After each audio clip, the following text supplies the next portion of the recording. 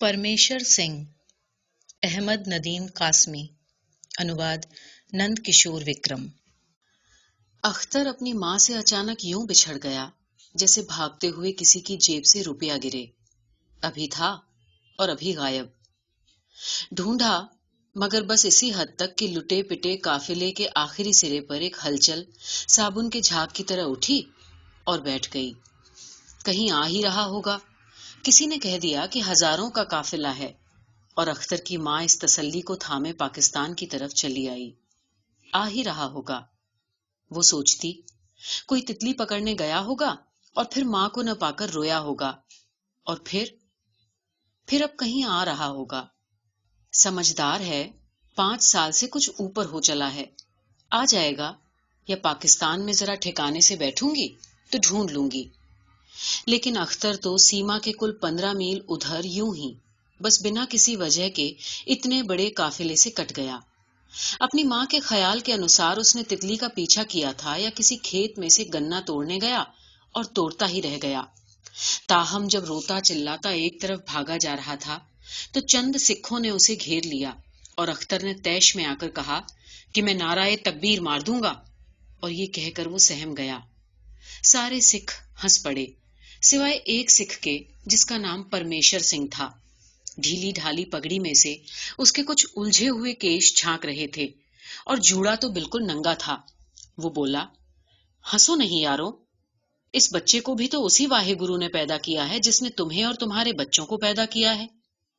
और नौजवान सिख, जिसने अब तक अपनी कृपाण निकाल ही ली थी, बोला, जरा ठहर परमेसर, कृपाण अपना धर्म पूरा कर ले, फिर अपने धर्म की बात करेंगे हम।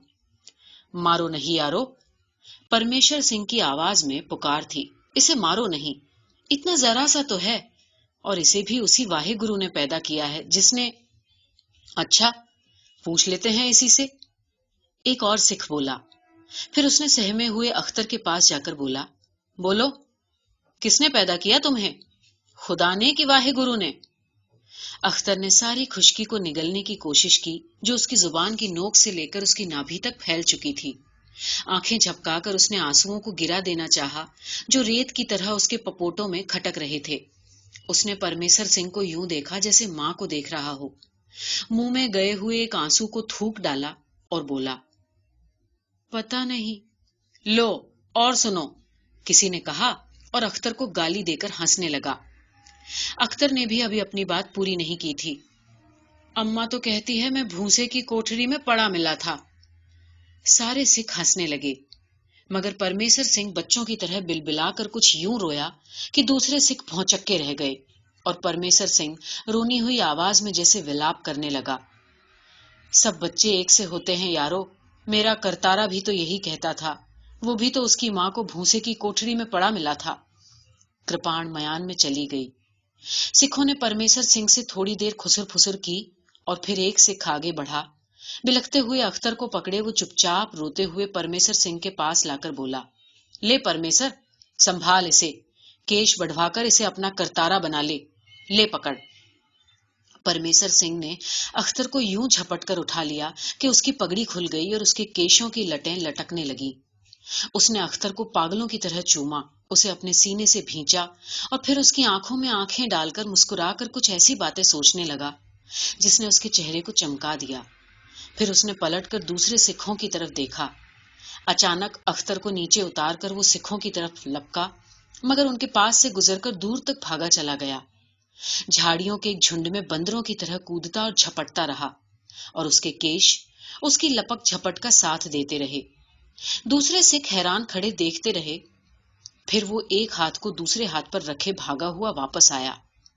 उसकी भीगी हुई दाढ़ी में फंसे हुए होठों पर मुस्कुराहट थी और सुर्ख आंखों में चमक थी। वो बुरी तरह हाँफ रहा था। अख्तर के पास आकर वो घुटनों के बल बैठ गया और बोला, नाम क्या है तुम्हारा? अख्तर। अब अख्तर की आवाज भर्राई हुई नहीं थी। अख्तर बेटे, परमेश्वर सिंह ने बड़े प्यार से कहा, जरा मेरी उंगलियों में से झांको तो। अख्तर जरा सा झुक गया। परमेश्वर सिंह ने दोनों हाथों में जरा सी झीरी पैदा की और फौरन बंद कर ली। आहा, اختر نے تالی بجا کر اپنے ہاتھوں کو پرمیسر سنگھ کے ہاتھوں کی طرح بند کر دیا اور آنسوؤں میں مسکرا کر بولا، تتلی لوگے؟ پرمیسر سنگھ نے پوچھا۔ ہاں ہاں، اختر نے اپنے ہاتھوں کو ملا۔ تو پرمیسر سنگھ نے اپنے ہاتھوں کو کھولا۔ اختر نے تتلی کو پکڑنے کی کوشش کی، مگر وہ راستہ پاتے ہی اڑ گئی اور اختر کی انگلیوں کی پوروں پر اپنے پروں کے رنگوں کے جرے چھوڑ گئی۔ اختر اداس ہو گیا اور پرمیسر سنگھ دوسرے سکھوں کی طرف دیکھ کر کہنے لگا، سب بچے ایسے کیوں ہوتے ہیں یارو؟ کرتارے کی تتلی بھی اڑ جاتی تھی تو یوں ہی منہ لٹکا لیتا تھا۔ پرمیسر سنگھ تو آدھا پاگل ہو گیا ہے، نوجوان سکھ نے ذرا ناراضگی سے کہا اور پھر سارا دل واپس جانے لگا۔ پرمیسر سنگھ نے اختر کو کندھے پر بٹھا لیا اور جب اسی طرف چلنے لگا جدھر دوسرے سکھ گئے تھے تو اختر پھپک پھپک کر رونے لگا۔ ہم اماں کے پاس جائیں گے۔ پرمیسر سنگھ نے ہاتھ اٹھا کر اسے تھپکنے کی کوشش کی، مگر اختر نے اس کا ہاتھ جھٹک دیا۔ پھر جب پرمیسر سنگھ نے کہا کہ ہاں بیٹے، تمہیں تمہاری ماں کے پاس لیے چلتا ہوں، تو اختر چپ ہو گیا، صرف کبھی کبھی سسک لیتا اور پرمیسر سنگھ کی تھپکیوں کو بڑی ناگواری کے ساتھ برداشت کرتا جا رہا تھا۔ پرمیسر سنگھ اسے اپنے گھر لے آیا۔ وہ کسی مسلمان کا گھر تھا، لٹا پٹا۔ پرمیسر سنگھ جب ضلع لاہور سے ضلع امرتسر میں آیا تھا تو گاؤں والوں نے یہ مکان اسے الاٹ کر دیا تھا۔ وہ اپنی بیوی اور بیٹی سمیت 4 دیواروں میں داخل ہوا تھا تو ٹھٹک کر رہ گیا۔ اس کی آنکھیں پتھرا سی گئیں اور وہ بڑی رہسیہ پورن کانا پھوسی میں بولا، یہاں کوئی چیز قرآن پڑھ رہی ہے۔ گرنتھی جی اور گاؤں کے دوسرے لوگ ہنس پڑے۔ پرمیسر سنگھ کی بیوی نے انہیں پہلے سے بتا دیا تھا کہ کرتار سنگھ کے بچھڑتے ہی اسے کچھ ہو گیا ہے۔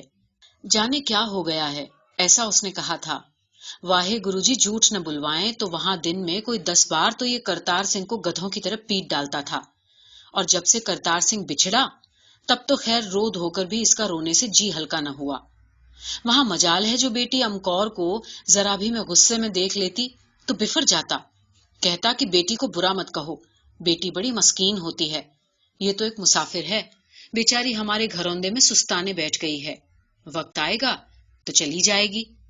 اور اب امکور سے ذرا سا قصور ہو جائے تو آپے میں نہیں رہتا، یہ تک بک دیتا ہے کہ بیٹیاں بیویاں اپہرن ہوتی سنی تھی یاروں، یہ نہیں سنا تھا کہ 5-6 برس کے بیٹے بھی اٹھ جاتے ہیں۔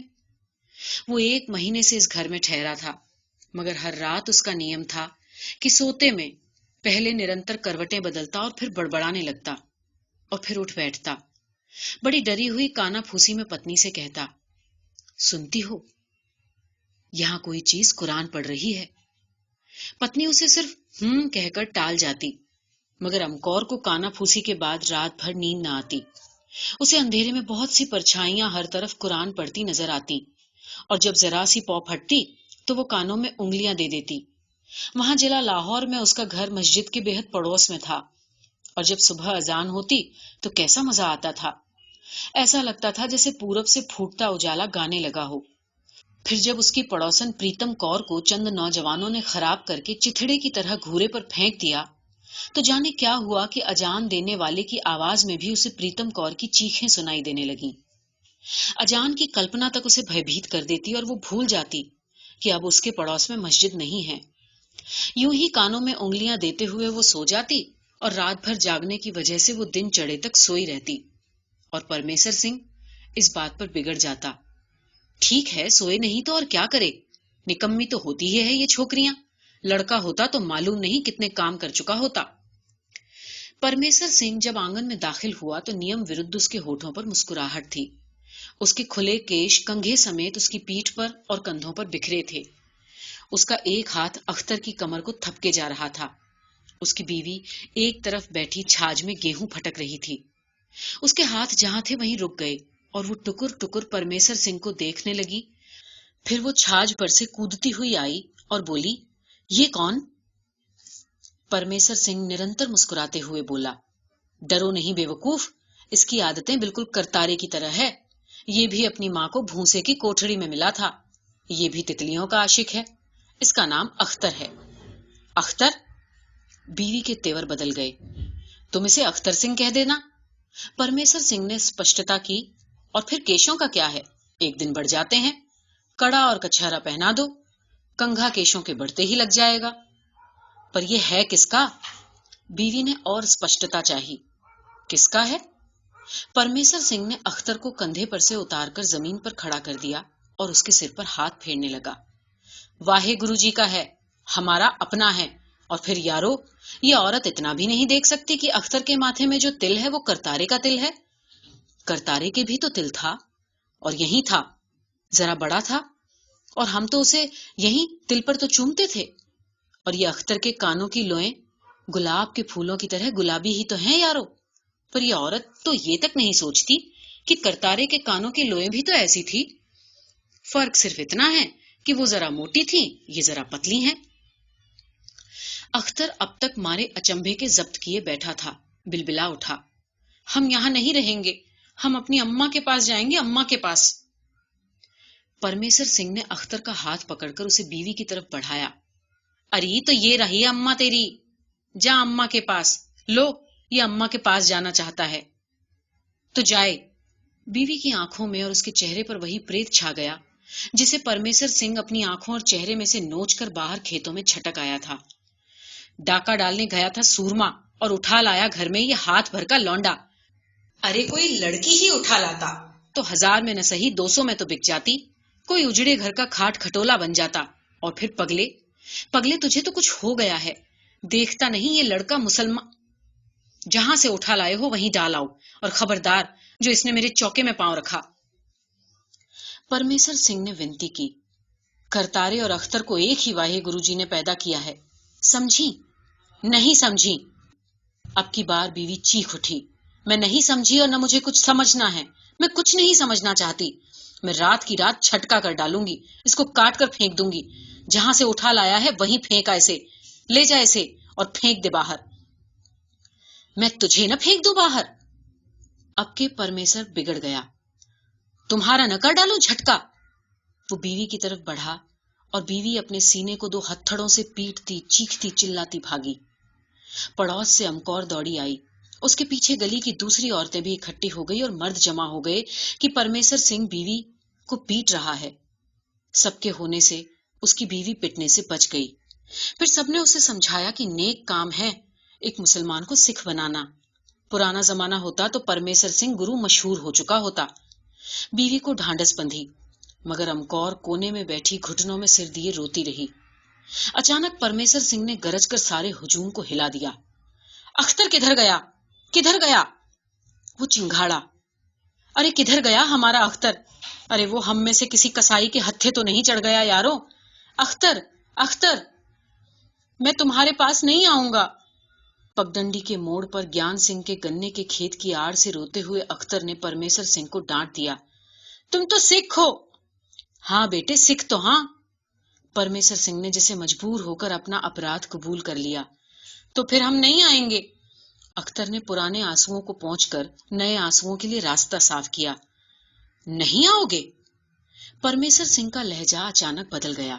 نہیں، نہیں آؤ گے؟ نہیں نہیں نہیں، کیسے نہیں آؤ گے؟ پرمیشر سنگھ نے اختر کو کان سے پکڑا اور نیچلے ہونٹ کو دانت میں دبا کر چٹاک سے ایک تھپڑ مار دیا۔ چلو! وہ کڑکا۔ اختر یوں سہم گیا جیسے ایک دم اس کا سارا خون نچوڑ دیا گیا ہو، اور پھر ایکا ایک زمین پر گر کر پاؤں پٹکنے اور خاک اڑانے اور بلک بلک کر رونے لگا۔ نہیں چلتا، بس نہیں چلتا، تم سکھ ہو اور میں سکھوں کے پاس نہیں جاؤں گا، میں اپنی اماں کے پاس جاؤں گا، میں تم کو مار دوں گا۔ اب جیسے پرمیشر سنگھ کے سہمنے کی باری تھی، اس کا سارا خون جیسے نچڑ کر رہ گیا۔ اس نے اپنے ہاتھ کو دانتوں میں جکڑ لیا، اس کے نتنے پھڑکنے لگے، اور پھر اس زور سے رو دیا کہ کھیت کے پرلے موڑ پر آتے ہوئے چند پڑوسی اور ان کے بچے بھی سہم کر ٹھٹک کر رہ گئے۔ پرمیشر سنگھ گھٹنوں کے بل اختر کے سامنے بیٹھ گیا، بچوں کی طرح سسک سسک کر یوں رونے لگا کہ اس کا نیچلا ہونٹ بھی بچوں کی طرح لٹک آیا، اور پھر بچوں کی سی رونی آواز میں بولا، مجھے معاف کر دے اختر، مجھے تیرے خدا کی قسم، میں تیرا دوست ہاں، اکیلے یہاں سے جاؤ گے تو تمہیں کوئی مار دے گا، پھر تمہاری ماں پاکستان سے آ کر مجھے مارے گی، میں خود جا کر تمہیں پاکستان چھوڑ آؤں گا، سنا؟ سن رہے ہو نا؟ پھر وہاں تمہیں اگر کوئی ایک لڑکا مل جائے، کرتارا نام کا، تو تم اسے اس گاؤں میں چھوڑ جانا، اچھا اچھا اختر نے الٹے ہاتھوں سے آنسو پونچھتے ہوئے پرمیسر سنگھ سے سودا کر لیا۔ پرمیسر سنگھ نے اختر کو کندھے پر بٹھا لیا اور چلا، مگر ایک ہی قدم اٹھا کر رک گیا۔ سامنے بہت سے بچے اور چند پڑوسی کھڑے اس کی تمام حرکتیں دیکھ رہے تھے۔ ادھیڑ عمر کی ایک عورت بولی، روتے کیوں ہو پرمیسر؟ ارے کچھ 1 مہینے کی بات ہے، 1 مہینے میں اس کے کیش بڑھائیں گے تو بالکل کرتارا لگے گا۔ کچھ کہے بغیر وہ تیز تیز قدم اٹھانے لگا اور پھر ایک جگہ رک کر اس نے پلٹ کر اپنے پیچھے آنے والے پڑوسیوں کو دیکھا۔ تم کتنے ظالم لوگ ہو یارو، اختر کو کرتارا بناتے ہو، اور اگر ادھر کوئی کرتارے کو اختر بنا لے تو اسے ظالم ہی کہو گے نا؟ پھر اس کی آواز میں گرج آ گئی، یہ لڑکا مسلمان ہی رہے گا، دربار صاحب کی سوں، میں کل امرتسر جا کر اس کے انگریزی بال بنوا لاؤں گا۔ تم نے مجھے سمجھ کیا رکھا ہے؟ کھالسا ہاں سینے میں، شیر کا دل ہا، مرغی کا نہیں۔ پرمیسر سنگھ اپنے گھر میں داخل ہو کر ابھی اپنی بیوی اور بیٹی کو اختر کی سیوا کے بارے میں آدیش دے ہی رہا تھا کہ گاؤں کا گرنتھی سردار سنتوکھ سنگھ اندر آیا اور بولا، پرمیسر جی۔ پرمیسر سنگھ نے پلٹ کر دیکھا، گرنتھی جی کے پیچھے اس کے سب پڑوسی تھے۔ دیکھو، گرنتھی جی نے بڑے رعب سے کہا، کل سے یہ لڑکا کھال سے کسی پگڑی باندھے گا، کڑا پہنے گا، دھرمشالہ آئے گا اور اسے پرساد کھلایا جائے گا، اور اس کے کیشوں کو کینچی نہیں چھوئے گی، چھو گئی تو کل ہی سے یہ گھر خالی کر دو، سمجھے؟ جی، پرمیسر سنگھ نے آہستہ سے کہا۔ اور ہاں، گرنتھی جی نے آخری چوٹ لگائی۔ ایسا ہی ہوگا گرنتھی جی، پرمیسر سنگھ کی بیوی بولی، پہلے ہی سے راتوں کو گھر کے کونے کونے سے کوئی چیز قرآن پڑھتی سنائی دیتی ہے، لگتا ہے یہ لڑکا پہلے جنم ہی مسلا رہ چکا ہے۔ امکور بیٹی نے جب سے سنا ہے کہ ہمارے گھر میں مسلا چھوکرا آیا ہے تب سے بیٹھی رو رہی ہے، کہتی ہے کہ گھر پر کوئی آفت آئے گی۔ پرمیسر سنگھ نے اس کا کہا نہ مانا تو میں بھی دھرمشالہ میں چلی جاؤں گی اور امکور بھی، پھر یہ پڑا اس چھوکرے کو چاٹے، منہ نکما، واہے گرو کا بھی لحاظ نہیں۔ واہے گرو جی کا کون لحاظ نہیں کرتا گدھی؟ پرمیسر سنگھ نے گرنتھی جی کی بات کا غصہ بیوی پر نکالا، پھر وہ دیر تک دھیرے دھیرے گالیاں دیتا رہا۔ کچھ دیر بعد وہ اٹھ کر گرنتھی جی کے سامنے آ گیا۔ اچھا جی اچھا، اس نے کہا اور کچھ یوں کہا کہ گرنتھی جی پڑوسیوں کے ساتھ فوراً ودا ہو گئے۔ چند ہی دنوں میں اختر کو دوسرے سکھ لڑکوں سے پہچاننا مشکل ہو گیا۔ وہی کانوں کی لو تک کس کر بندھی ہوئی پگڑی، وہی ہاتھ کا کڑا اور وہی کچہرا، صرف جب وہ گھر آ کر پگڑی اتارتا تو اس کے غیر سکھ ہونے کا بھید کھلتا، لیکن اس کے بال دھڑا دھڑ بڑھ رہے تھے۔ پرمیسر سنگھ کی بیوی ان بالوں کو چھو کر بہت خوش ہوتی۔ ذرا ادھر تو آ امر کورے، یہ دیکھ کیش بن رہے ہیں، پھر ایک دن چوڑا بنے گا، کنگھا لگے گا اور اس کا نام رکھا جائے گا کرتار سنگھ۔ نہیں ماں، امر کور وہیں سے جواب دیتی، جیسے واہی گرو جی ایک ہیں اور گرنتھ صاحب ایک، چاند ایک، اسی طرح کرتارا بھی میرا ایک ہی ہے، میرا ننھا منا بھائی۔ وہ پھوٹ پھوٹ کر رو دیتی اور پھر مچل کر کہتی، میں اس کھلونے سے نہیں بہلوں گی ماں، میں جانتی ہاں کہ یہ مسلح ہے، اور جو کرتارا ہوتا تو وہ مسلح نہیں ہوتا۔ میں کب کہتی ہوں کہ یہ سچ مچ کرتارا ہے، میرا چاند سا لاڈلا بیٹا۔ پرمیسر سنگھ کی بیوی بھی رو دیتی۔ دونوں اختر کو اکیلا چھوڑ کر کسی اکیلے کونے میں بیٹھ جاتی اور خوب روتی، ایک دوسرے کو تسلی دیتی اور پھر زور زور سے رونے لگتی۔ وہ اپنے کرتارے کے لیے روتی۔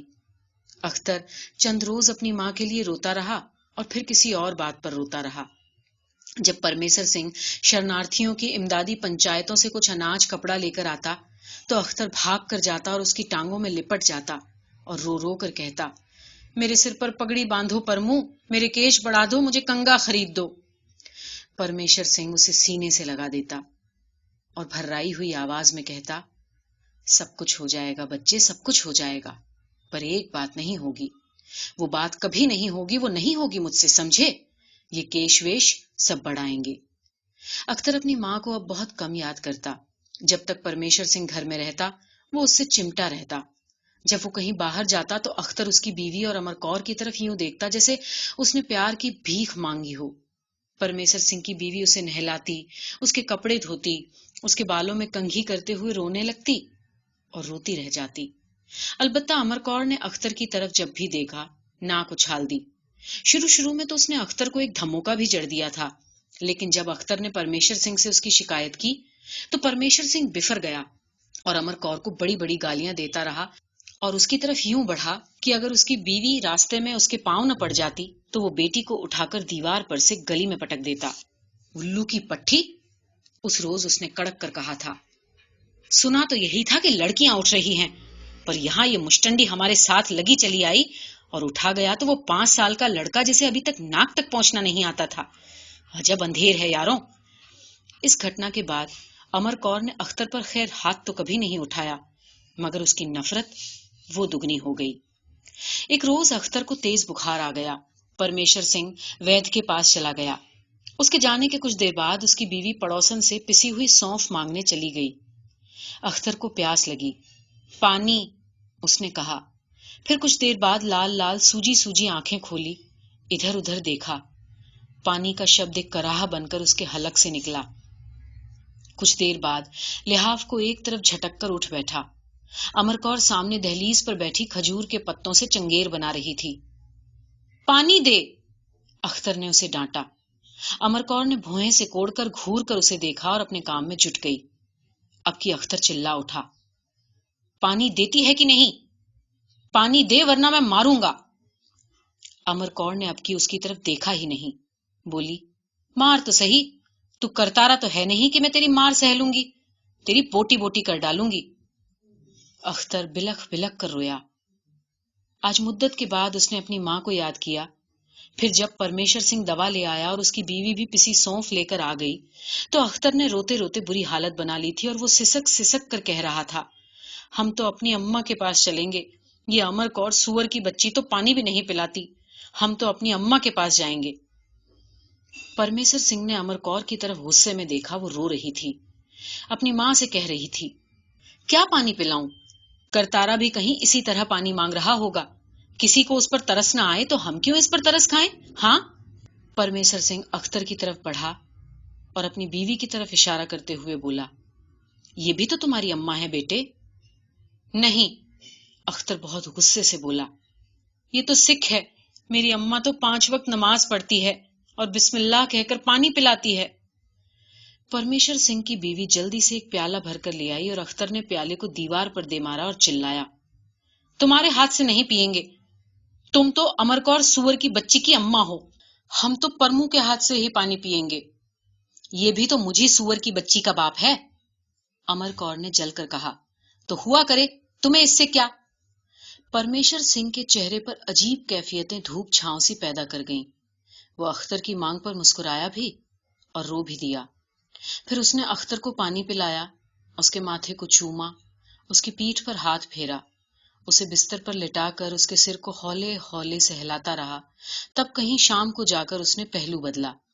اس وقت تک اختر کا بخار اتر چکا تھا، وہ بڑے مزے سے سو رہا تھا۔ آج بہت سمے کے بعد پرمیشر سنگھ بھڑک اٹھا اور نہایت آہستہ آہستہ بولا، ارے سنتی ہو، سن رہی ہو، یہاں کوئی چیز قرآن پڑھ رہی ہے۔ بیوی نے پہلے تو پرمیشر کی پرانی عادت کہہ کر ٹالنا چاہا، پھر ایک دم بڑبڑا کر اٹھی اور امر کور کی کھاٹ کی طرف ہاتھ بڑھا کر اس نے ہولے ہولے سے ہلایا اور آہستہ سے کہا، بیٹی کیا ہے ماں؟ امر کور چونک اٹھی، اس نے کانا پھوسی کی، سنو تو، سچ مچ کوئی چیز قرآن پڑھ رہی ہے۔ یہ ایک کھشن کا سناٹا بڑا خوفناک تھا۔ امر کور کی چیخ اس سے بھی زیادہ خطرناک تھی اور پھر اختر کی چیخ اس سے بھی زیادہ خوفناک۔ کیا ہوا بیٹا؟ پرمیشر سنگھ تڑپ اٹھا، اختر کی کھاٹ پر جا کر اسے اپنی چھاتی سے بھینچ لیا۔ ڈر گیا بیٹا؟ ہاں۔ اختر لحاف میں سے سر نکال کر بولا، کوئی چیز چیختی تھی۔ امر کور چیخی تھی بیٹا، پرمیشر سنگھ نے کہا، ہم سب یوں سمجھے جیسے کوئی چیز قرآن پڑھ رہی ہے۔ میں پڑھ رہا تھا، اختر بولا۔ اب کے بھی امر کور کے منہ سے ہلکی سی چیخ نکل گئی۔ بیوی نے جلدی سے چراغ جلا دیا اور امر کور کی کھاٹ پر بیٹھ کر وہ دونوں اختر کو یوں دیکھنے لگیں جیسے وہ ابھی دھواں بن کر دروازے کی جھریوں میں سے نکل کر باہر اڑ جائے گا اور پھر ایک ڈراونی آواز آئے گی، میں جن ہاں، میں کل رات کو پھر یہاں آ کر قرآن پڑھوں گا۔ کیا پڑھ رہے تھے بھلا؟ پرمیشر نے پوچھا۔ پڑھوں؟ اختر نے کہا۔ ہاں ہاں، پرمیشر نے بڑے شوق سے کہا، اور اختر کل ہو اللہ احد پڑھنے لگا۔ عہد پر پہنچ کر اس نے اپنے گلے میں چھو کی اور پھر پرمیشر سنگھ کی طرف مسکرا کر دیکھتے ہوئے بولا، تمہارے سینے پر بھی چھو کر دوں؟ ہاں ہاں۔ پرمیشر سنگھ نے گریبان کا بٹن کھول دیا اور اختر نے چھو کر دیا۔ اب کے امر کور نے بڑی مشکل سے چیخ پر قابو پایا۔ پرمیشر سنگھ بولا، کیا نیند نہیں آتی تھی؟ ہاں، اختر بولا، اماں یاد آ گئیں۔ اماں کہتی ہے نیند نہ آئے تو 3 بار کل ہو اللہ پڑھو، نیند آ جائے گی۔ اب آ رہی تھی تو امر کور نے ڈرا دیا۔ پھر سے پڑھ کر سو جاؤ بیٹا، پرمیشر سنگھ نے کہا، روز پڑھا کرو اور اونچے اونچے پڑھا کرو، اسے بھولنا نہیں ورنہ تمہاری اماں تمہیں مارے گی۔ لو اب سو جاؤ۔ اس نے اختر کو لٹا کر اسے لحاف اڑا دیا اور پھر چراغ بجھانے کے لیے بڑھا تو امر کور پکاری، نہیں نہیں بابا، بجھاؤ نہیں، مجھے ڈر لگتا ہے۔ ڈر لگتا ہے؟ پرمیشر سنگھ نے حیران ہو کر پوچھا، کس سے ڈر لگتا ہے؟ جلتا رہے کیا ہے، بیوی بولی، اور پرمیشر سنگھ دیا بجھا کر ہنس دیا۔ پگلیاں، وہ بولا، گدھیاں۔ رات کے اندھیرے میں اختر آہستہ آہستہ کل ہو اللہ پڑھتا رہا اور پھر کچھ دیر کے بعد وہ ذرا ذرا سا کھراٹے لینے لگا۔ پرمیشر سنگھ بھی سو گیا اور اس کی بیوی بھی، مگر امر کور رات بھر کچی نیند میں پڑوس کی مسجد کی اذان سنتی رہی اور ڈرتی رہی۔ اب اختر کے اچھے خاصے کیس بڑھ آئے تھے، ننھے سے جوڑے میں کنگھا بھی اٹک جاتا تھا۔ گاؤں والوں کی طرح پرمیشر سنگھ کی بیوی بھی اسے کرتارا کہنے لگی اور اسے خاصی ممتا سے پیش آتی، مگر امر کور اختر کو یوں دیکھتی جیسے وہ کوئی بہروپیہ ہے اور ابھی پگڑی کے کیش اتار پھینکے گا اور کل ہو اللہ پڑھتا ہوا غائب ہو جائے گا۔ ایک دن پرمیشر سنگھ بڑی تیزی سے گھر میں آیا اور ہانفتے ہانفتے اپنی بیوی سے پوچھا، وہ کہاں ہیں؟ کون، امر کور؟ نہیں نہیں، کرتارا۔ کرتارا؟ نہیں۔ پھر کچھ سوچ کر بولا، ہاں ہاں ہاں ہاں، وہی کرتارا۔ باہر کھیلنے گیا ہے، گلی میں ہوگا۔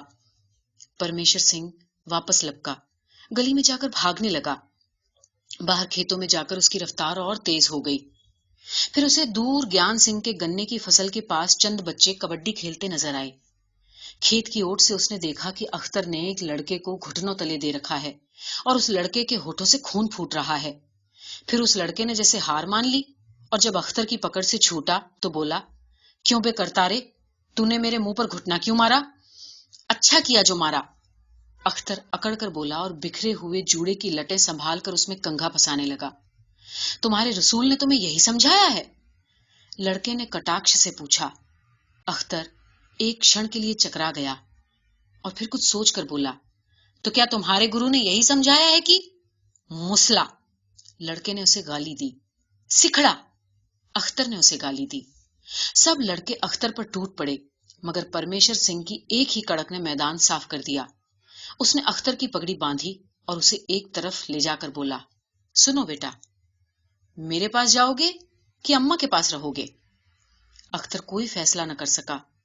کچھ دیر تک پرمیشر سنگھ کی آنکھوں میں آنکھیں ڈالے کھڑا رہا، مسکرایا اور بولا کہ اماں کے پاس جاؤں گا۔ اور میرے پاس نہیں رہو گے؟ پرمیشر سنگھ کا رنگ یوں سرخ ہو گیا جیسے وہ رو دے گا۔ تمہارے پاس بھی رہوں گا۔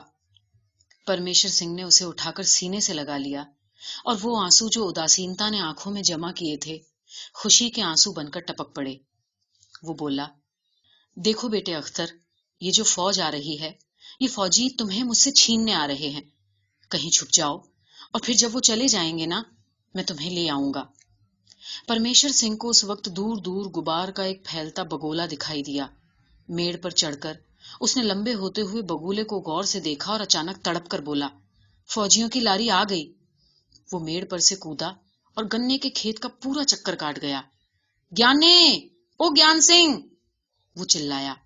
گیان سنگھ فصل کے اندر سے نکل کر آیا۔ اس کے ایک ہاتھ میں درانتی اور دوسرے میں تھوڑی سی کھانس تھی۔ پرمیشر سنگھ اسے الگ لے گیا، اسے کوئی بات سمجھائی اور پھر دونوں اختر کی طرف آئے۔ گیان سنگھ نے فصل میں سے ایک گنا توڑ کر درانتی سے اس کے پتے کاٹے اور اختر کے حوالے کر کے بولا، آؤ بھائی کرتارے، تم میرے پاس بیٹھ کر گنا چوسو جب تک یہ فوجی چلے جائیں گے۔ اچھا خاصا بنا بنایا کھالسا ہتھیانے آئے ہیں۔ پرمیشر سنگھ نے اختر سے جانے کی اجازت مانگی، जाऊं? अख्तर ने दांतों में गन्ने का लंबा सा छिलका जकड़े हुए मुस्कुराने की कोशिश की। इजाजत पाकर परमेश्वर सिंह गांव की तरफ भाग गया। बगोला गांव की तरफ बढ़ा आ रहा था। घर जाकर उसने बीवी और बेटी को समझाया और फिर भागम भागकर ग्रंथी जी के पास गया। उनसे बात करके इधर उधर दूसरे लोगों को समझाता फिरा।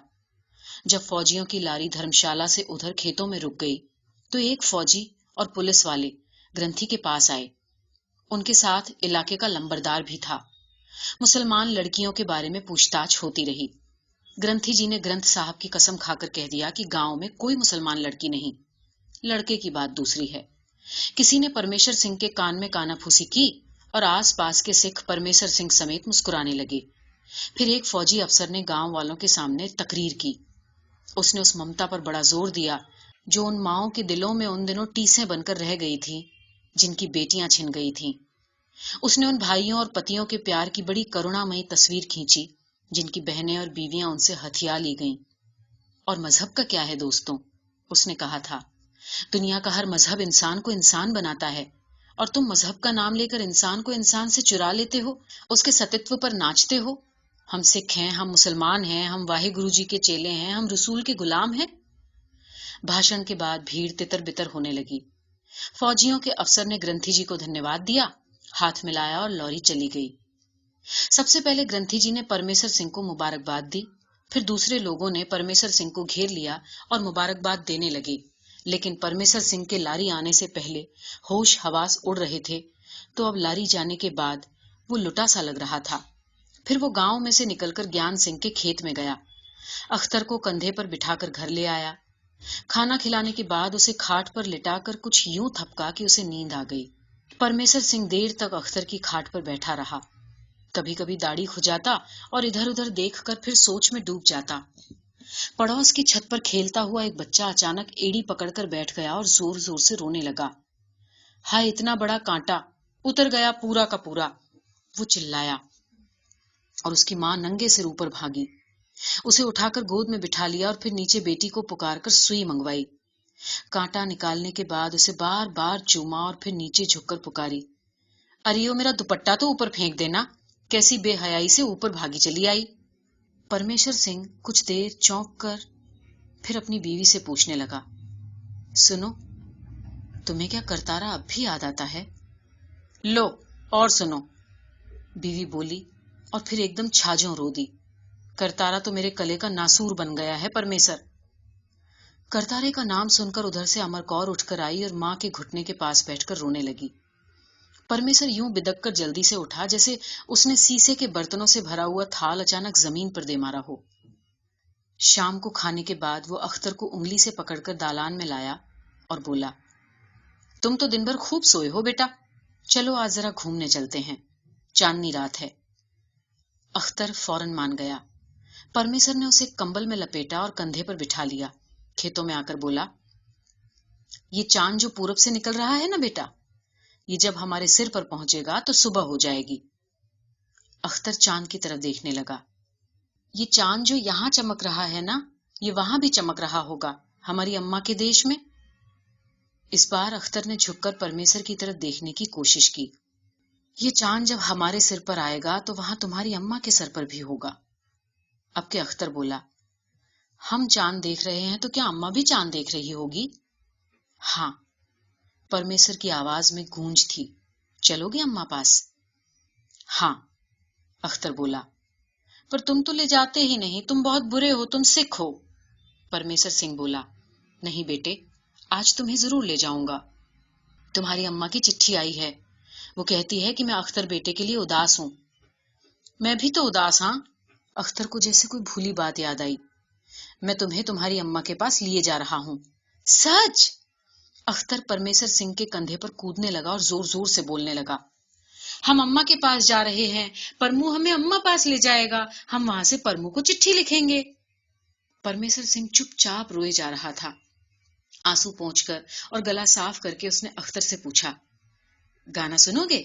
हाँ। पहले तुम कुरान सुनाओ। अच्छा।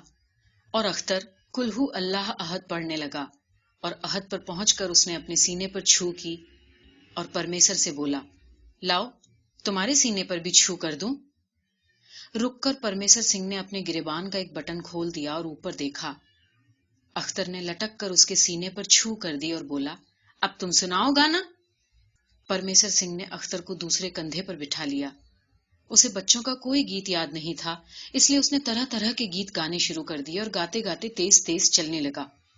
अख्तर चुपचाप सुनता रहा।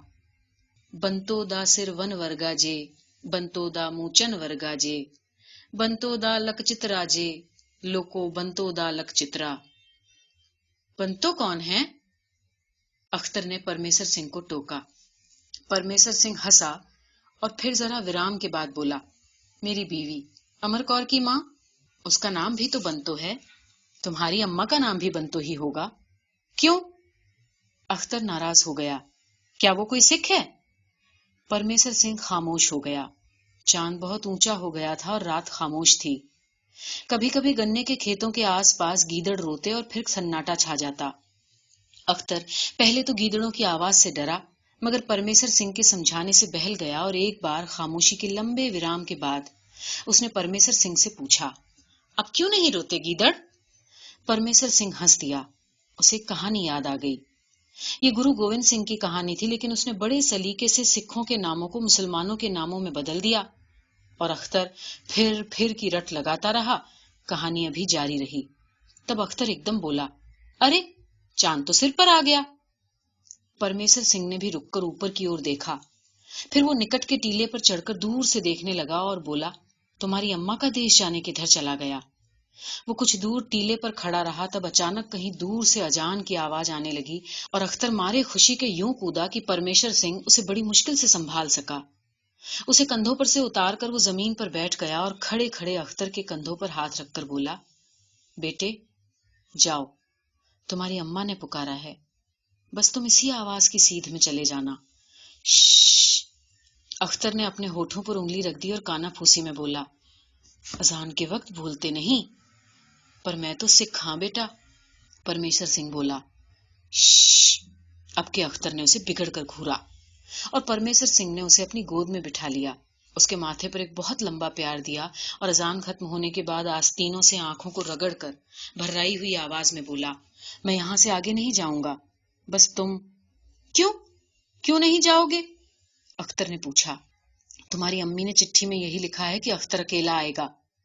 परमेश्वर सिंह ने अख्तर को फुसला लिया, बस तुम सीधे चले जाओ, सामने एक गांव आएगा, वहां जाकर अपना नाम करतारा नहीं अख्तर बताना, फिर अपनी अम्मा का नाम बताना और फिर अपने गांव का, और देखो मुझे एक चिट्ठी जरूर लिखना। लिखूंगा, अख्तर ने वादा किया। अच्छा हाँ, तुम्हें कोई करतारा नाम का लड़का मिले तो उसे इधर भेज देना। अच्छा। परमेश्वर सिंह ने एक बार फिर अख्तर का माथा चूमा और जैसे कुछ निगल कर बोला, जाओ। अख्तर कुछ कदम चला मगर पलट आया। तुम भी आ जाओ ना। नहीं भाई, परमेश्वर सिंह ने उसे समझाया, तुम्हारी अम्मा ने चिट्ठी में नहीं लिखा। मुझे डर लगता है, अख्तर बोला। अच्छा, तो कुरान क्यों नहीं पढ़ते? परमेश्वर सिंह ने सुझाव दिया। अच्छा। बात अख्तर की समझ में आ गई और वो कुल्हू अल्लाह का विर्द करता हुआ बढ़ने लगा। नरम नरम पौ क्षितिज के दायरे पर अंधेरे से लड़ रही थी और नन्हा सा अख्तर दूर धुंधली पगडंडी पर एक लंबे तगड़े सिख जवान की तरह तेज तेज जा रहा था। परमेश्वर सिंह उस पर नजर गड़ाए टीले पर बैठा रहा और जब अख्तर का बिंदु अंतरिक्ष का एक हिस्सा बन गया तो वो वहां से उतर आया। अख्तर अभी गांव के निकट भी नहीं पहुंचा था कि दो सिपाही लपक कर आए और उसे रोक कर पूछा, कौन हो तुम? अख्तर। वो उनसे यूं बोला जैसे सारी दुनिया उसका नाम जानती हो। दोनों सिपाही कभी अख्तर के चेहरे को देखते, कभी उसकी सिखों की सी पगड़ी को। फिर एक ने आगे बढ़कर उसकी पगड़ी झटके से उतार ली तो अख्तर के केश खुलकर इधर उधर बिखर गए। अख्तर ने भिन्ना कर पगड़ी छीनी और फिर सिर को एक हाथ से टटोलते हुए जमीन पर लेट गया और जोर जोर से रोते हुए बोला, मेरा कंघा लाओ, तुमने मेरा कंघा ले लिया, दे दो वरना मैं तुम्हें मार दूंगा। एकदम दोनों सिपाही जमीन पर धप से गिरे और राइफलों को कंधे से लगाकर जैसे निशाना बांधने लगे। हॉल्ट, एक ने पुकारा और जैसे जवाब का इंतजार करने लगा। फिर बढ़ते हुए उजाले में उन्होंने एक दूसरे की तरफ देखा और एक ने फायर किया। अख्तर फायर की आवाज से दहल गया اور سپاہیوں کو ایک طرف بھاگتا دیکھ کر وہ بھی روتا چلاتا ان کے پیچھے بھاگا۔ سپاہی جب ایک جگہ جا کر رکے تو پرمیشر سنگھ اپنی جانگھ پر کس کر پگڑی باندھ چکا تھا، مگر خون اس کی پگڑی کی سینکڑوں پرتوں میں سے بھی پھوٹ آیا، اور وہ کہہ رہا تھا، مجھے کیوں مارا؟ میں تو اختر کے کیش کاٹنے بھول گیا تھا، میں تو اختر کو اس کا دھرم واپس دینے آیا تھا۔ دور اختر بھاگا آ رہا تھا اور اس کے کیش ہوا میں اڑ رہے تھے۔